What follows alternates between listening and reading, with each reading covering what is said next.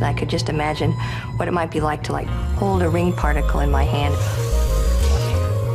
Even more mystery surrounds the impressive fountains of Enceladus, where the secrets of life might spring from the moon's salty geysers. This is the little moon that has it all. And the samples are coming out in space. There's a big sign there, free samples, take one. Then drop by the big orange moon Titan and descend beneath its smoggy veil. I think it'd be, one of the 7 wonders of the solar system. Take to Titanian skies for a magical mystery tour. The balloon just allows extraordinary possibilities for exploring Titan.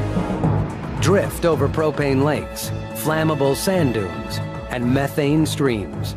You could actually stand next to a babbling brook of liquid methane. I sometimes wonder, well, what would that sound like?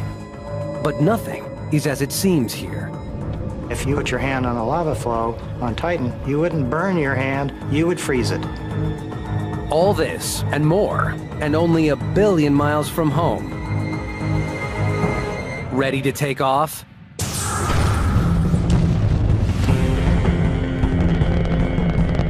There has never been a better time to venture where no human has gone before. To follow in the footsteps of our robot pioneers and explore the planets of our solar system.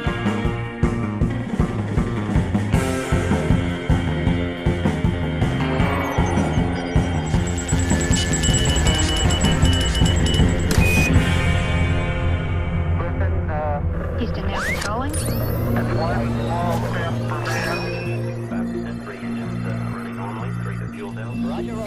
Imagine boarding a flight to Saturn. What would you need to know before traveling? The best ringside vantage points, the must-see moons. Think of this as your personal guide to the splendor of the Saturnian system. Oh man, that's incredible.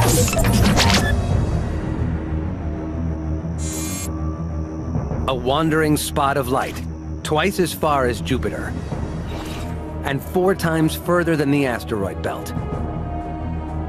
Although it's 1 billion miles from home, Saturn has always commanded our attention. Saturn is the most phenomenologically rich planetary system that we have in our solar system. Because of its rings and planet and magnetosphere and an enormous collection of very diverse moons, it has it all. I mean, even just taking the rings as an example, in Saturn's rings, we find examples of the other rings. Around Jupiter, around Uranus and Neptune, we find them in Saturn's rings. If you wanted to ask fundamental questions about the solar system in general, Saturn would be the place you would go.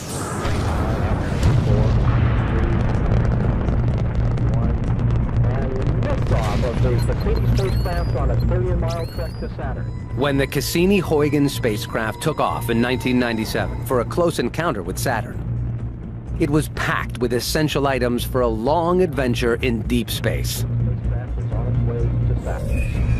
A power generator, extra fuel, a good antenna, and a moon probe.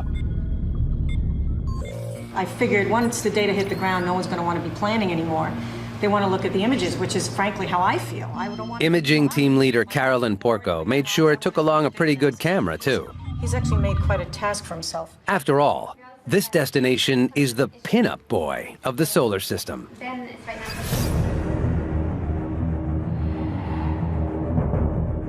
Saturn might be the second largest planet in the solar system, but like gas giant neighbor Jupiter, it's a triumph of show over substance. Well, Saturn is, first of all, a big giant gas ball. Actually, it's a big giant ball of fluid, and the outer parts of it are gases, atmospheres. But as you go deeper, it gets hotter and hotter, and also gets more pressurized. And so as you get down deep enough, you start getting sort of fluid effects. It's very strange, bizarre physics going on that we don't fully understand. Saturn is a big boy, but pound for pound, a cosmic lightweight. It's big enough to swallow 765 Earths, but as the least dense planet, it would float on water. Like Jupiter, this is a world with nowhere to stand. With no solid surface, it's hard to measure how long a day is, though the cloud tops go around about every 11 hours. But it's what's up above, not down below, that will draw the crowds to Saturn. If you were booking a tour for Saturn, the big ticket item, I think, would be see the rings of Saturn from X, wherever X happened to be. The view of the rings from one of Saturn's moons would be spectacular. Up close, this glittering disk shines with the brilliance of trillions of ice fragments. It's just hard to imagine anything more beautiful than the ring system. They're the first thing that any kid with a telescope wants to look at. Spotting these rings from a backyard telescope is a treat. In an instant, they can all but disappear when Saturn tilts toward the sun. The overwhelming thing that you as a space tourist would be struck by is how incredibly thin they are. They're no thicker than about 1 or 2 stories in a modern-day building. It's much thinner compared to its width than a sheet of paper, for instance. Interested in seeing for yourself? Strap in, space travelers. It's quite a ride. Roger, roll,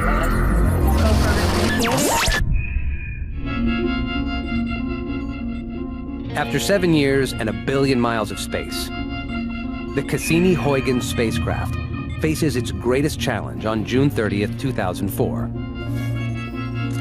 To go into orbit. First, it had to maneuver through an obstacle course of rings. Spacecraft engineer. Spacecraft engineer ready to report. Copy. The hopes and dreams of thousands of scientists and engineers are resting on the next few moments. We've been to Saturn twice before with the Voyager 1 and Voyager 2 spacecraft, but rather than these quick Kodak moments, we wanted to take a nice, long, leisurely look at the Saturnian system. The only way to do that was to slow down and let Saturn's gravity capture us into orbit. Current speed of the Cassini spacecraft, 50,000 miles an hour, and increasing as Saturn's gravity draws us in. Cassini presses on, aiming for the gap between the outer F and G rings, hopefully clear of orbital debris. There is always a risk if we hit something too big in a very sensitive area, like perhaps one of the computers or even the fuel tank, that perhaps we might have ended the mission very early. We turned the main high-gain antenna in the direction that the craft would see the ring particles coming toward it so that it would act as a shield. You are listening to the actual recording of tiny particles hitting the spacecraft as it crosses the plane of the rings. Let's go ahead and switch Canberra over to B0. So far, so good. But as Cassini disappears into radio silence behind Saturn, everything rests on the spacecraft firing its engine perfectly and slowing down. It's a nail-biting wait at mission control. Go ahead and switch on. The Doppler has flattened out.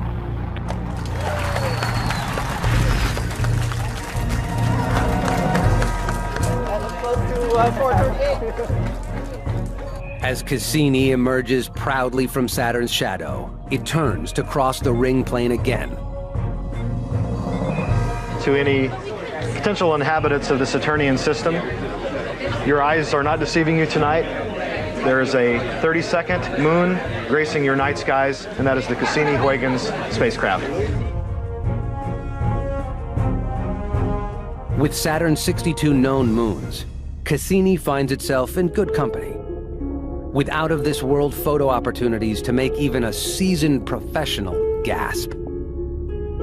Saturn is the most photogenic planet in all the solar system, so you couldn't get luckier than me, right? The ones that give me shivers are Saturn with the rings, where Saturn is a crescent. We're looking down on the rings from above, and there's a moon in the background. They are just artistic compositions. You know, here I am leading a team of scientists. Our duty, our job is to take images, and we have this fantastic target. Kind I have this feeling like I'm the, standing on the bridge looking out the window. I have a very strong feeling of being at the forefront, being out there exploring myself. That's the thrill of it for me. The view from Cassini's bridge exceeds anything seen before. Lo and behold, as we got close enough, it looked like the rings dissolved into all of these, individual ringlets looking a lot like grooves on a phonograph record for people who remember phonograph records. And it was just very exciting then to try and figure out what could be causing that structure. What looked like rather featureless rings in a telescope now had, thousands of features in them.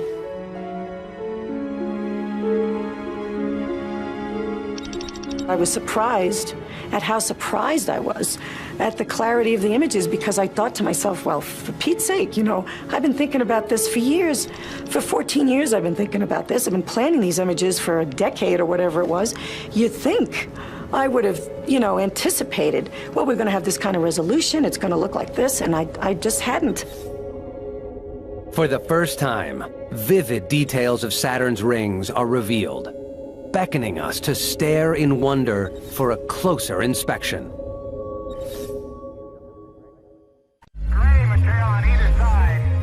Everyone is familiar with the rings of Saturn.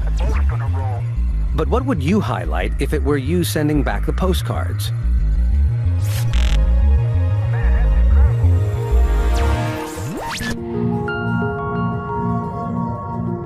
Every tour itinerary has one main attraction. With Saturn, you just can't miss the rings.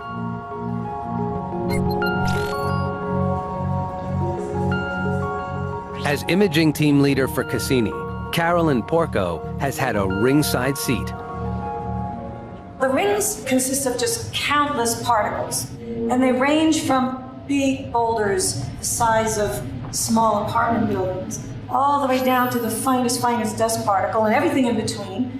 And they're all orbiting like crazy around Saturn at 20 to 40,000 miles per hour, but it's like traffic on a highway. Everybody can be going 90 miles an hour, but relative to each other, they're going very slowly. If you could put a spacecraft there and you could manage to move at the same speed, then the speed wouldn't be that dangerous at all. You can think of rush hour on a Friday night, on the freeway, that the B ring has a lot of traffic and a lot of particles, whereas you go to the A ring, it's a little bit better. The C ring is more like being out in the country. You aren't going to see ring particles too often. Possibly the remnants of a failed moon. The ring particles have been flattened by gravitational forces into a super thin disk, nearly 200,000 miles across. Edge to edge, that's almost the distance from the Earth to the moon. I have, in fact, imagined myself orbiting Saturn, hovering over the rings. It's hard not to. Oh, absolutely. You could go there and take your own pictures, create your own postcards, hi Mom, here I am at Saturn's rings, it's great. I could just imagine what it might be like to hold a ring particle in my hand and see what does it look like. Is it like a fluffy snowball? If I start to pull it apart, what's it like on the inside? So you can think of each of the rings, A, B, C, D, like different beaches. And so you'd want to collect samples from each of those rings. And the icy grains on these Saturnian beaches are washed by passing traffic. When a moon comes by, it creates a wake, just like a motorboat creates a wake that goes behind it. And I kind of imagine the ring particles doing an intricate cosmic dance around the planet, and can almost picture like little ballet dancers, each with their own orbits and paths, and sometimes colliding and encountering, and sometimes not.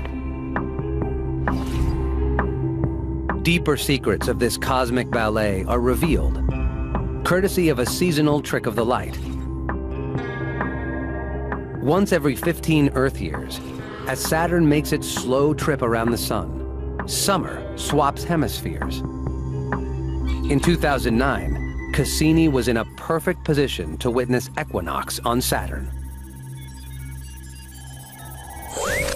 The sun at exact equinox will be shining exactly edge-on to the rings, but a little bit before and a little bit after, the sun will be low to the rings, just like the sun is now low over London.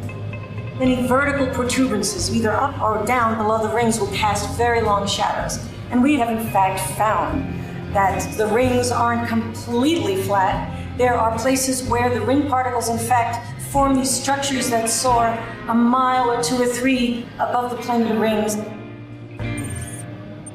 The first time in 400 years, we now know that the rings are three-dimensional. In case you haven't heard yet, the biggest story in the Saturn system is coming from the tiny moon Enceladus. It's shaping up as perhaps the hottest place in space to search for life. T-minus 2 minutes and counting.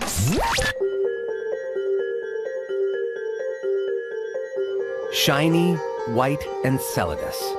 A bright ball hiding within Saturn's diffuse E-ring.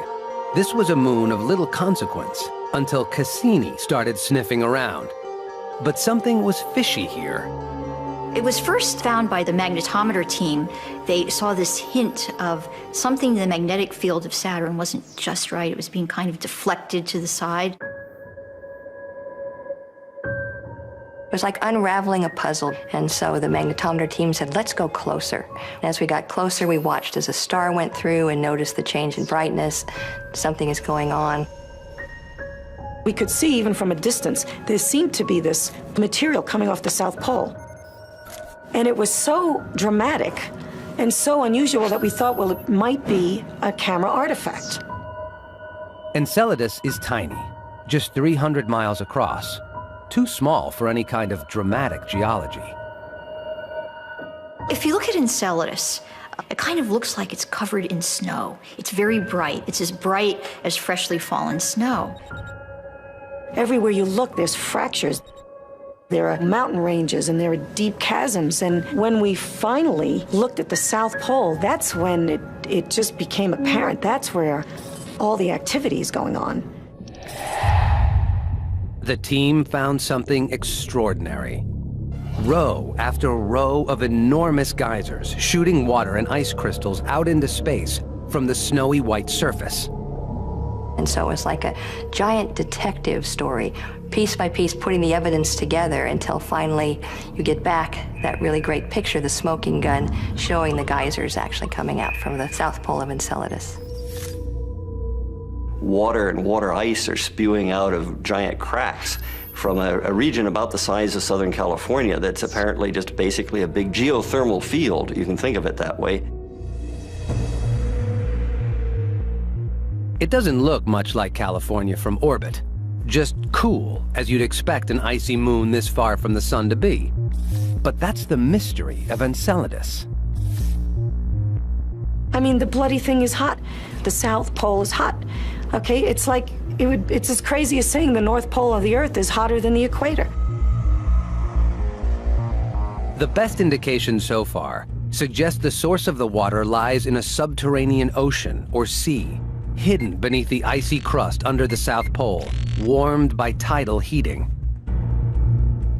It's been a mystery because Enceladus is so small. It's not supposed to have that much heat. We think that heat source underground melts water, and that melted water, which might be mixed with some ammonia and other things to lower its melting point, then works its way out of the ground and spews up into space. Here is the surprise entry in the search for life. This little moon that you'd expect to be pretty dead and dull, and coming out of the South Pole of it is a jet of water ice.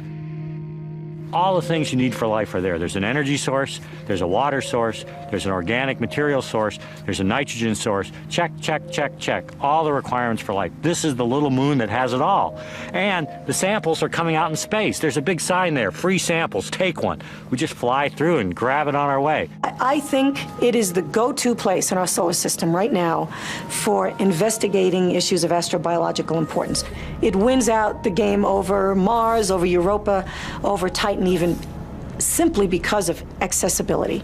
It's accessible. If these jets are deriving from liquid water, then they're there for the sampling. The Cassini team has been flying the spacecraft at heights as low as 15 miles on its way to the plumes. Unbelievable precision flying for a remotely controlled robot, that was never designed for such a feat, 1 billion miles from Earth. From Cassini, we learned that there's methane in the plume, nitrogen in the plume, ammonia in the plume, organic molecules in the plume. It's a real soup. We're seeing a soup of organics being spewed out into space where it's freezing. You can almost go there and jar it, put it in a can, and sell it on Earth as organic nutrient soup. On Earth, geysers and hot springs are home to bacteria with pedigrees dating back to the beginning of life. They can also be breathtaking. But nothing on Earth matches the Saturnian cold faithful. So sitting there at the South Pole of Enceladus and taking a look at Saturn while you're sitting there watching this eruption going on would be beautiful. It wouldn't be a dangerous thing. You would see these towering, dramatic fountains of just icy particles. We'd never see them stop because some of them actually extend tens of thousands of kilometers into the space above the South Pole and in fact into orbit around Saturn. This is how the E-ring of Saturn is formed. Cassini has solved the mystery of how at least one of Saturn's rings formed. And this may help solve the bigger mystery of life beyond Earth. I can't think of anything that would be more thrilling than to make that kind of discovery, that life has occurred not once but twice in our solar system. And to know that it might be on Enceladus, which is a body that we have been exploring, and that we have participated in this discovery it doesn't get much better than that. T-minus 2 minutes and counting. Enceladus may be the hottest ticket in town, but don't overlook the heavyweight contender for the title of Moon with the Most. Titan. T-minus 40 seconds. Everything looks good for launch.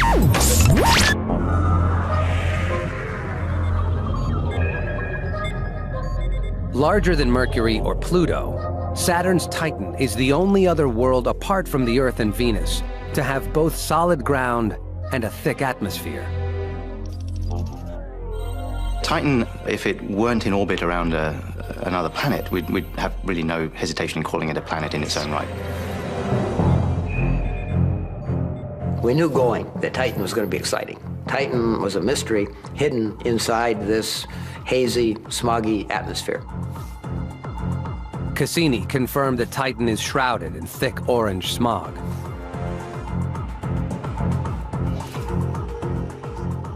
Laboratory experiments have shown this could be the result of 4.5 billion years of sunlight reacting with the thick nitrogen and methane atmosphere. Cassini's camera could only see partly through the haze.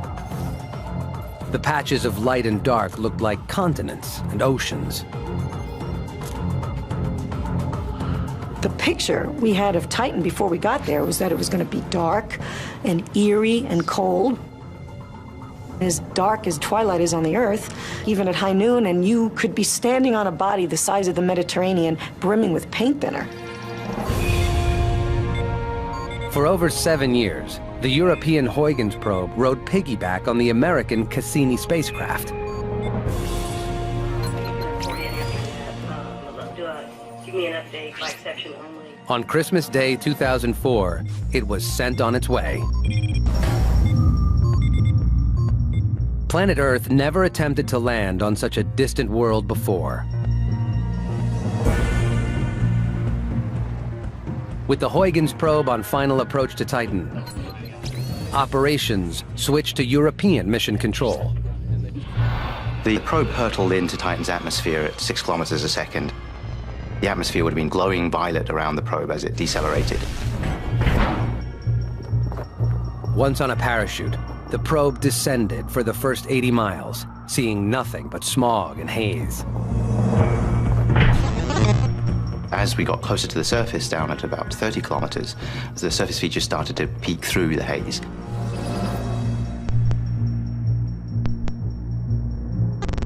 Progressively, this landscape emerged of these bright hills cut by small dark channels that show that there had been rain there at some time in the past. The signal was taking over an hour to reach Earth. No doubt, Huygens was sending postcards from the edge. There were just 20 of us in the office area where the pictures were delivered. It was dark in Germany, it was the winter. It really felt like we were out there gazing at this alien world that was just at our doorstep. The probe drifted further, snapping these remarkable images all the way down. We all kind of saw, our backyard in Arizona or the French Riviera, wherever it was you were from, you sort of saw some aspect of Titan that looked familiar. They were everything that our images from orbit were not. Because you could see a dendritic drainage pattern that looked like a river system, just like a river system would appear on the Earth. Boy, that was heady. That was like, ooh, it was like Jules Verne come true. It was just spectacular.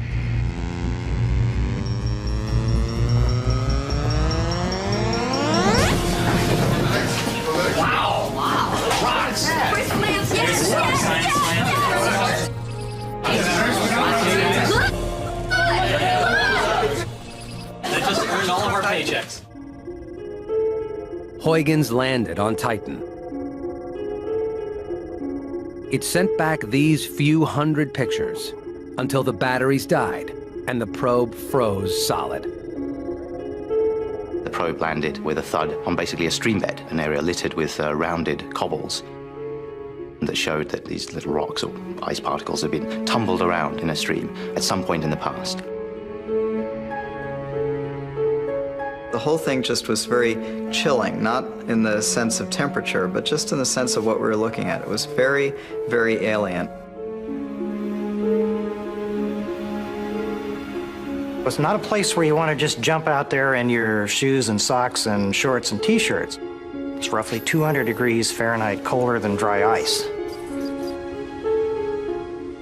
With a surface temperature this low, nothing is what it seems on Titan. Titan is a world with liquids. The difference is the liquid is not water. The liquid is methane. Think of gasoline. It's a liquid like white gas. So you've got rivers of methane flowing on the surface. Anybody who's looked out of an airplane window flying over deserts and things like this say, yeah, I sort of understand what's going on the surface there. Because it's so cold, water behaves like rock does and methane behaves like water does, but everything's just sort of shifted along the scale of volatility.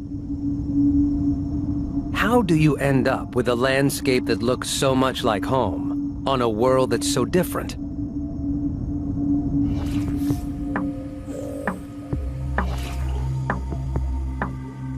At NASA's Jet Propulsion Laboratory, researchers are trying to determine how raindrops of methane can carve a landscape built from water frozen as hard as granite. Raindrop by raindrop. So it's like rain on Titan, and we can see that when a drop is falling onto the ice, it just gets into the ice. It just disappears in the ice. Just incredible how much methane can be stored in the ice.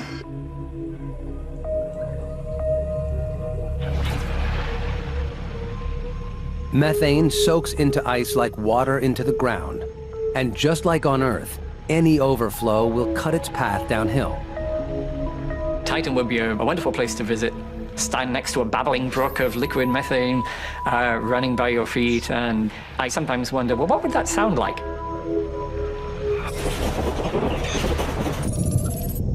In fact, as we took radar pictures of other parts of Titan, we found even wilder things in the northern polar areas. There are entire lakes or even seas that looks to all the world like you could go take a boat and go do jet skiing or something right, up and down these channels there. Titan is the only other place in the solar system that we know liquids exist on the surface. So here you have vast reservoirs of liquid natural gas, and oh, by the way, we have thrown in some ethane, which is a slightly more complex hydrocarbon, and oh, by the way, there's some propane in there. Everybody knows what propane is, so use it in your backyard barbecue. Cassini's radar spied lakes as big as inland seas, even bigger than Lake Superior. Imagine standing on the shoreline of what to you looks like an ocean of liquid hydrocarbons. That's gotta be pretty special. And if you think the lakes are weird, try the volcanoes. We think the material that comes out of titanian volcanoes is a mixture of ammonia and water, which allows water to melt at a much lower temperature. This is lava on Titan, a stinky mix of water and ammonia, molten at minus 150 degrees. You can build anything from small cones to large mountains on Titan out of this stuff. If you were a visitor and you walked up and put your hand on a lava flow, you wouldn't burn your hand, you would freeze it. In stark contrast to the cryovolcanoes and wet polar lakelands, bordering the equator are vast Titanian deserts, covered in dunes. I think it'd be one of the 7 wonders of the solar system. What you'd see is almost unending sea of massive dunes, exactly the same size and scale of dunes that we see on Earth. Some areas where you see nothing but dunes for hundreds and hundreds of kilometers. To make sense of what Cassini's radar sees, Ralph Lorenz makes the trek to the Australian outback. Not as far as Titan, but still a long way away. One of the interesting things going on here in Australia is that there are linear dunes, which are the same kind of dunes we see on Titan. You can go right up to a sand dune on Earth and dig in it, make a cross-section and see how the beds of sand particles line up to see how the thing formed under different wind regimes. Comparing the pattern of dunes on both worlds can reveal the pattern of the wind on Titan.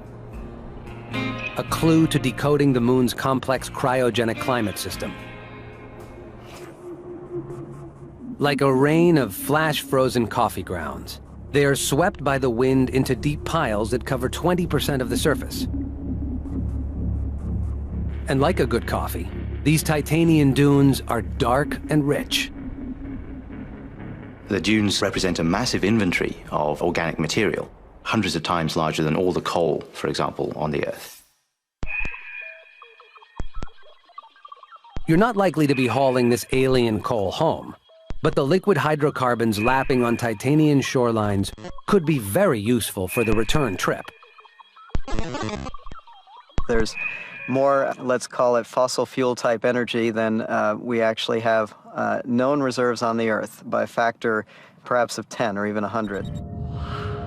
That's a lot of gas in anyone's language.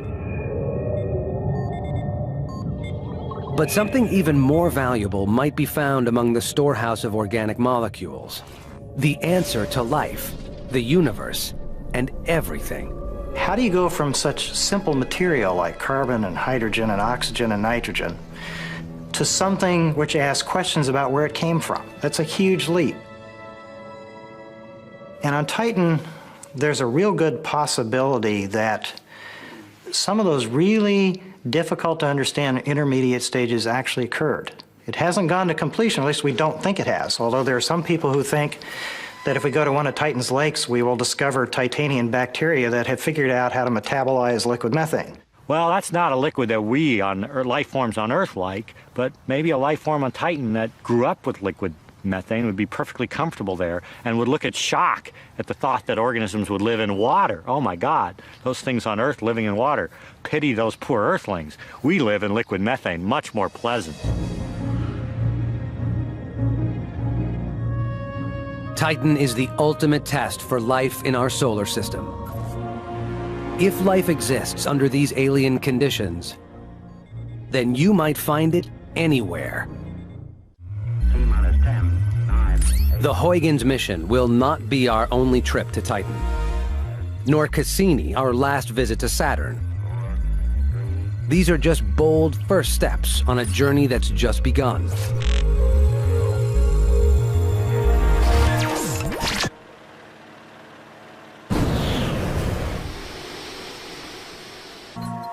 Even before the mission is over, Cassini has left a thirst for a return trip. Planetary explorer Jonathan Lunine and aeronautical pioneer Julian Knott think they know the perfect way to do it. A robotic hot air balloon. So what we're flying over now is very much like the Huygens landing site. And I'd love to see those ravines on Titan, those steep valleys where the methane is flowing and carving out the hills, very much like what we're seeing now. The dream is to return to Titan and drop a robotic balloon into the atmosphere. A radioisotope generator will provide the electrical power and the waste heat to give the balloon lift in the chilly atmosphere. Titan has a dense atmosphere, it's cold, the gravity is low, the winds are gentle, so ballooning is very easy. The conditions on Titan are 1,000 times better than anywhere else in the solar system to fly balloons. It is the ultimate destination for balloons. I think this flight just makes the point so beautifully why a balloon is a wonderful way to explore Titan. If you're over an interesting area, it's very easy to come down, maybe even land on the surface, lower instruments down. One could cover with a robotic hot air balloon the entire circumference of Titan in a space of perhaps 6 months. You shouldn't think of Titan as a place just for robots. With a thick protective atmosphere and plenty of frozen water, Titan could be a more user-friendly destination for Earthlings than Mars. When humans do finally move out into the solar system, and I think they will, Titan will be seen as a somewhat distant but very attractive place to go play. You don't need a pressure suit on Titan. You don't have that feeling, as the astronauts describe it, of trying to work with a beach ball between your arms. Breathing from a souped-up scuba unit and outfitted in a cross between a super ski suit and a hazmat coverall, future Titanauts could explore with confidence. You just need that thermal protection and oxygen, and then you can go play on the surface and take a balloon ride. It'll be a place where people will want to go to see a truly exotic and alien world. Not even a minor rip in the suit will be life-threatening. I did a calculation once of whether the small amounts of carbon monoxide in Titan's atmosphere would kill you before the hydrogen cyanide did. Actually, it turns out both are probably only enough to give you a headache, but the place would probably smell like an oil refinery. Speaking of refineries, refueling for the return trip could be as simple as pulling up to the nearest lake to fill up your methane rocket, now under test development on Earth. And if you reach as far as Titan, why not a side trip to Enceladus as well? The real question is not, does Enceladus have organics? Well, we know the answer to that. Or does Enceladus have water? We know the answer to that. The question is are those organics biological in origin? So on Enceladus, we are many steps ahead of where we are in terms of Mars or Europa. We already know that there's organics. We already know where they are. We already know how to get them. It's time to bring them back to Earth and look at them and ask the next level of questions. Are they biological? It may not happen for a very long time, but I really think that's a must-do for us in taking the next step. And to me, the question of whether or not life has gotten started elsewhere in the solar system is the reason why we do this. You know, because we want, finally, ultimately, we want to come to understand why the Earth has been the successful abode of life that it has become.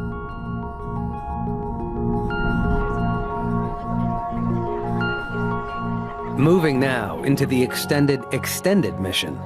The Cassini team met recently in London to take stock of where they'd been and to plan the road ahead. It was the 58th time they'd met, and fitting that they chose the Royal Observatory in Greenwich to celebrate. The prime meridian here is the longitude, the mark on the ground, from which all great voyages are measured. You know, I'm a professional photographer, so...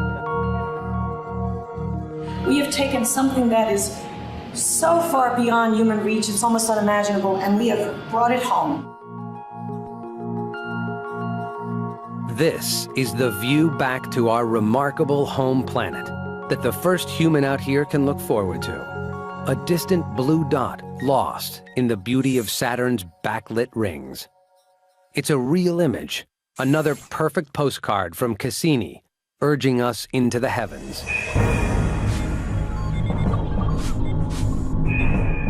Humans have looked out from the shores of seas and oceans and imagined great adventures. Now think about standing on the shore of an alien sea, and we know those shores are there. We just have to go experience it, and that's what I'd like to do. I'd like to go land in a balloon, step out, pick up one of those rounded pebbles, and toss it at Huygens. I've proposed that maybe we have to talk about a planetary park down the road, and where should we preserve for future generations? You know, do we want to go in and mine Titan for its methane? Maybe we'll go mess up other places, perhaps, but Saturn's just an exquisite place, and we should probably leave that alone. With so many interesting moons in its flight path, NASA is making plans for what to do when Cassini's mission comes to an end, around 2017. We want to make sure that the spacecraft doesn't hit one of these bodies, and so what we're going to do is put it into the atmosphere of Saturn. Crash it into Saturn and burn it in a blaze of glory after a rich 20 years of exploration in space. All the molecules that currently make up the Cassini spacecraft would still be at Saturn, and in fact will be there forever. A fitting, fiery funeral for one of the greatest interplanetary voyagers of all time.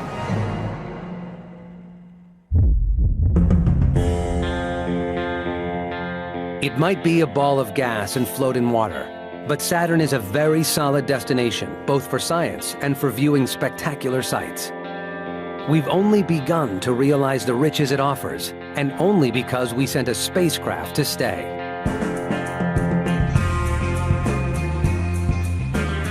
It's the same story everywhere in the solar system. You'll never know what you're missing if you never go.